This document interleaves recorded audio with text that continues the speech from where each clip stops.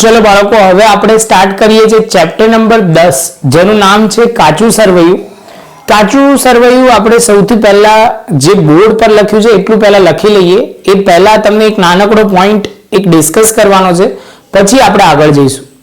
તો સૌથી પહેલા આ ચેપ્ટર બાળકો બહુ જ ઈઝી જે મેઇન પોઈન્ટ સમજવાના છે। આપણે પહેલા થોડીક વ્યાખ્યાઓને એના રિલેટેડ સમજી લઈએ, જેને શાંતિથી આપણે એક એક વસ્તુ ડિટેલમાં સમજતા જઈએ, જેમાં તમને બહુ વાંધો નહીં આવે। तो સૌથી પહેલું છે કાચું સરવૈયું એટલે શું। પહેલું હેડિંગ છે કાચું સરવૈયું એટલે શું। તો તમે કહેશો કાચું સરવૈયું એટલે એક પત્રક છે। પત્રક છે જેમાં ખાતાઓની દર્શાવેલ ઉધાર બાકી અને જમા બાકીને ગાણિતિક દ્રષ્ટિએ સાચી છે તે દર્શાવે છે। ગાણિતિક રીતે સાચી છે તે દર્શાવે છે। તમે કહેશો સર આનું કંઈ જ ખબર નથી પડતી, હજુ અમને તમે બોલો છો એમાં। તો બાળકો આ વ્યાખ્યા છે, પહેલા લખાવો પછી હું તમને સમજાવું છું। અહીં ઉધાર બાકીનો સરવાળો અને જમા બાકીનો સરવાળો સરખો હોવો જોઈએ તો કાચું સરવૈયું ગાણિતિક દ્રષ્ટિએ સાચું છે એમ કહેવાય। શું કહેવાય બાળકો? ગાણિતિક દ્રષ્ટિએ સાચું છે એમ કહેવાય। તો સૌથી પહેલા બાળકો આ ફોર્મેટ, આ વ્યાખ્યા પહેલા લખી કાઢો। તો ગાણિતિક દ્રષ્ટિએ પહેલા આપણે વાત કરી વ્યાખ્યાની, હવે થોડુંક બીજો પોઈન્ટ લખી કાઢો। આટલું પહેલા લખ્યા પછી કાચું સરવૈયો કરવાની બે રીત છે, એક છે સરવાળાની પદ્ધતિ અને બાકીની પદ્ધતિ। બાળકો આપણે જે મેઇનલી ચેપ્ટરો કરવાના છે બધા બાકીની પદ્ધતિથી જ કરવાના છે। સરવાળો તો ખાલી એક નામનું એક ઉદાહરણ આપ્યું છે, બાકી ક્યાંય છે નહીં। આપણે શરૂઆત કરીશું બાકીની પદ્ધતિ। હવે બાકીની પદ્ધતિ બે રીતે દર્શાવી શકાય। સૌથી પહેલી જે પદ્ધતિ છે પત્રક સ્વરૂપે કાચું સરવૈયું અને ખાતા સ્વરૂપે, ખાત લખ્યું છે, ખાતું સ્વરૂપે કે ખાતા સ્વરૂપે કાચું સરવૈયું। તો સૌથી પહેલા તમારે એ સમજવાનું છે કે સર બંનેમાં ડિફરન્સ શું છે। તો અહીંયા લખ્યું છે ખાતાનું નામ, ખાપા, ઉધાર બાકી, જમા બાકી। હું બોલું છું, કદાચ તમને નાનું દેખાતું હોય તો તમને વાંધો ના આવે। ફરી એકવાર ખાતાનું નામ, ખાપા, ઉધાર બાકી, જમા બાકી અને કુલ સરવાળો લખાઈ જશે। હવે આગળ જઈએ છીએ તો આની અંદર આવે છે ખાતા સ્વરૂપે ઉધાર બાકી, રકમ, જમા બાકી ને રકમ। ક્લિયર છે આટલો પોઈન્ટ? ફરી એકવાર બોલું છું, ખાતા સ્વરૂપે તમે કહેશો ઉધાર બાકી, રકમ, જમા બાકી ને રકમ। એની સાથે બાળકો આ તમારો પોઈન્ટ પૂરો થઈ જાય। હવે તમે કહેશો સર આટલું પહેલા લખી કાઢો, પછી હવે હું તમને થોડાક અગત્યના પોઈન્ટ પણ જે લખવાના છે આપણે લખતા જઈએ। અગત્યના મુદ્દા, જો આની અંદર બે ત્રણ પહેલા તો જે મને લાગે છે જે ઇમ્પોર્ટન્ટ, જે ખાસ ધ્યાન રાખવા પડે એવા પોઈન્ટ પહેલા તમે એક સમજી લો। ઉધાર બાકી કોની હોય? ઉધાર બાકી, અને તમે કહેશો સર જમા બાકી। તો અહીંયા લખીશું ખર્ચ અને મિલકતો ની ઉધાર બાકી હોય, ખર્ચ અને મિલકતોની ઉધાર બાકી હોય, અને જમા બાકીમાં તમે કહેશો સર આવકો અને જવાબદારી પછી દેવું એની શું હોય? જમા બાકી હોય। તો બાળકો સૌથી પહેલા તમે પોઈન્ટમાં કહેશો સર આટલું તો ખબર પડી જાય। આટલું પહેલા બાળકો નોટબુકમાં પણ લખવું પડે જેથી તમને ક્લિયર થાય। પહેલો પોઈન્ટ આ ખાસ ધ્યાન રાખવાનું છે। હજુ આની અંદર એવા કેટલા પોઈન્ટ છે કે જે તમારે ખાસ ધ્યાન રાખવાના છે, જે હું લખાવતો જઉં છું। એક તો પ્રોવિડન્ટ ફંડ, પ્રોવિડન્ટ ફંડમાં ફાળો, પ્રોવિડન્ટ ફંડના રોકાણો અને પ્રોવિડન્ટ ફંડ પર વ્યાજ। તો તમે કહેશો સર સૌથી પહેલા ફંડ જે આપ્યું છે એ આપણી જવાબદારી કહેવાય, એટલે તમારી જમા બાકી હોય। પછી તમે કહેશો પ્રોવિડન્ટ ફંડ ફાળો એ ખર્ચ છે એટલે એની ઉધાર બાકી હોય। બાળકો હું લખીને સમજાવું છું એટલે તમને યાદ રહે અને લોજિક પણ બોલતો જઉં છું। જ્યાં તમને લાગે ત્યાં તમે ડિટેલમાં પોઝ કરીને લખી શકો છો। રોકાણો છે એટલે મિલકત કહેવાય તો ઓલવેઝ ઉધાર બાકી, અને પ્રોવિડન્ટ ફંડનું વ્યાજ છે એ આપણી આવકો કહેવાય એટલે એની જમા બાકી હોય। ક્લિયર? પછી બાળકો કોઈ પણ ધારો કે સમજો તમને એક વાત કહી દો, કોઈ પણ અનામતો આપી હોય, અનામતેમાં જે રીતે હું બોલતો જઉં છું પહેલા લખી કાઢો જમા બાકી, જેમાં સામાન્ય અનામત, પછી તમારામાં નફા નુકસાન ખાતું આવું આપ્યું હોય તો એ બધાની કઈ બાકી હોય? તો તમે કહેશો સર એ બધાની બાકી હોય કઈ? તો આ બધાની અનામતની બાકી હોય જમા બાકી। બાળકો એક લખવું હોય તો અહીંયા લખી કાઢજો ઉપાડ, અને આ બાજુ લખી કાઢજો મૂડી, કેમ કે મૂડીની ઓલવેઝ જમા બાકી હોય। હવે તમે કહેશો કે સર આમાં તો ઘણું બધું લિસ્ટ આવશે, એટલે બાળકો તમે જે આ લખો એની નીચે થોડીક જગ્યા છોડવાની છે, 5 થી 6 લાઈન જે તમે ધીરે ધીરે કરતા આગળ ભરાતી જશે. અગત્યના મુદ્દામાં આ બાકીઓ લખી કાઢજો વ્યવસ્થિત તમે, એટલે તમને ક્લિયર થઈ જશે. જેવો આ પોઈન્ટ પૂરો થાય એટલે હવે આપણે આગળ એક બીજો અગત્યનો પોઈન્ટ પર આગળ વધીએ. હવે બાળકો એક ખાલી ગાણિતિક દ્રષ્ટિએ કહી દઉં કે જેમાં ઉધાર બાજુનો સરવાળો અને જમા બાજુનો સરવાળો સરખો હોય.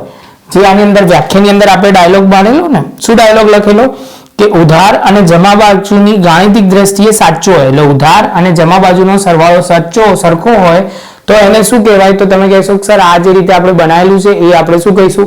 ઉધાર અને જમા બાજુનો સરખો હોય તો તમે એમ કહેશો એને ગાણિતિક દ્રષ્ટિએ આ જે કાચું સરવાળું છે એ પરફેક્ટ છે, તમે બાકીઓ જે શોધી છે એ સાચી કહેવાય.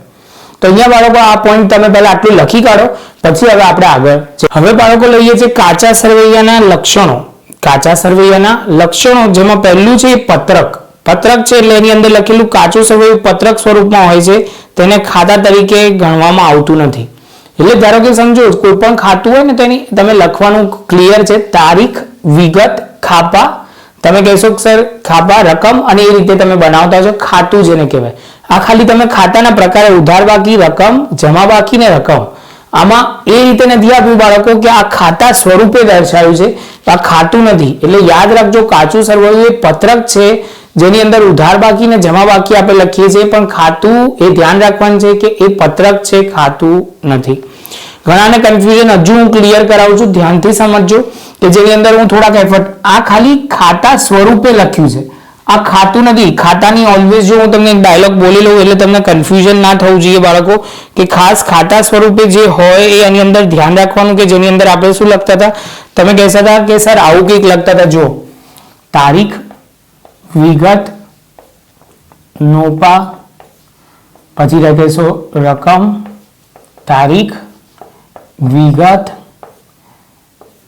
નોપા અને રકમ. ક્લિયર?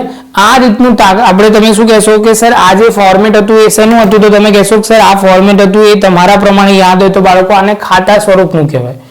આ જે હતું એ ખાતું હતું, પણ આ જે કાચું સરવાળું છે પત્રક છે, ખાતું નથી. યાદ રાખજો આ સ્વરૂપ ખાલી બે અલગ રીતે રિપ્રેઝન્ટ છે. દાખલો કરીશ એટલે વધારે પરફેક્ટ ક્લિયર થશે, પણ અંડરલાઈન કરજો કાચું સરવાળું એ પત્રક છે, ખાતું નથી. આગળ જઈએ પછી બીજો પોઈન્ટ નિર્ધારિત સમય માટે.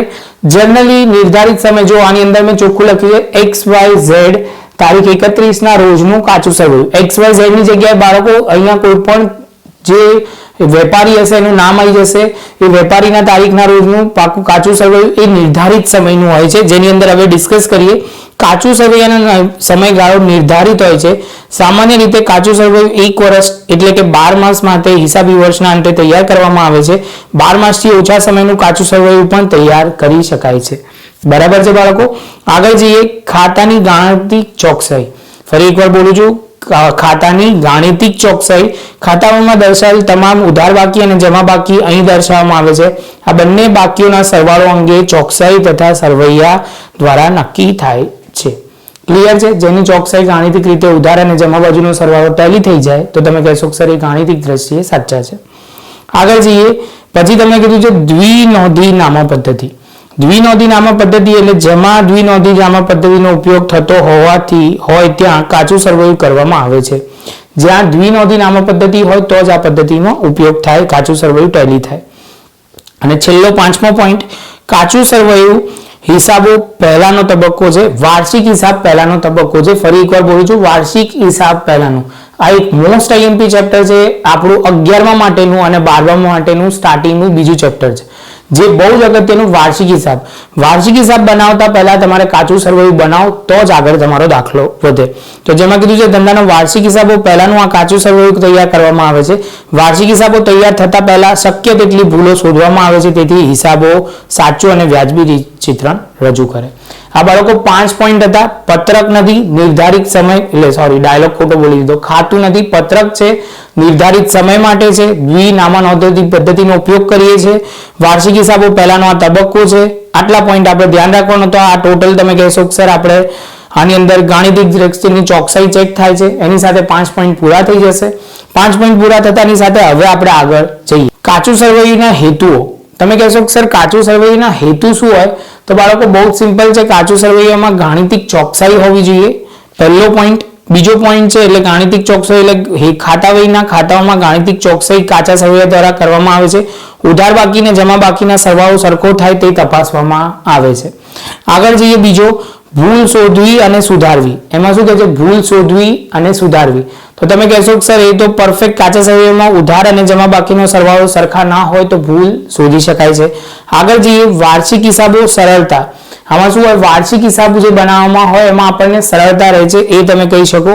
જેમાં કહેશો કાચું સરવૈયું વાર્ષિક હિસાબો તૈયાર કરવા પહેલાનું પગથિયું છે. શક્ય તેટલી તમામ ભૂલો શોધવામાં આવે છે, તેથી આપણા જે વાર્ષિક હિસાબો હોય પરફેક્ટ બને, જેમાં કોઈ ભૂલ કે ખામી રહિત હોઈ શકે. ખામી રહિત એટલે કે એક પણ ભૂલ ના હોય એવા વાર્ષિક હિસાબ બને એટલા શક્ય ટ્રાય કરીએ છીએ. આગળ જઈએ, ખાતાઓની બાકી. હિસાબોમાં જેટલા પણ ખાતા હોય તે દરેક ખાતાની બાકી કાચા સરવૈયામાં દર્શાવવામાં આવે છે, તેથી કોઈ પણ ખાતાની બાકી કાચા સરવૈયા પરથી ઉપલબ્ધ થાય છે. એની સાથે બાળકો એવું કહી શકો આજનો જે થિયરી પોઈન્ટ હતો એ ટોટલ સરસ રીતે આપણે ડિસ્કસ કરી લીધો. તમારે બધાના મુદ્દા પ્રોપર લખીને વ્યવસ્થિત નોટબુકમાં લખવાના છે. આના પછી આપણે પ્રેક્ટિકલ સમ સ્ટાર્ટ કરીશું.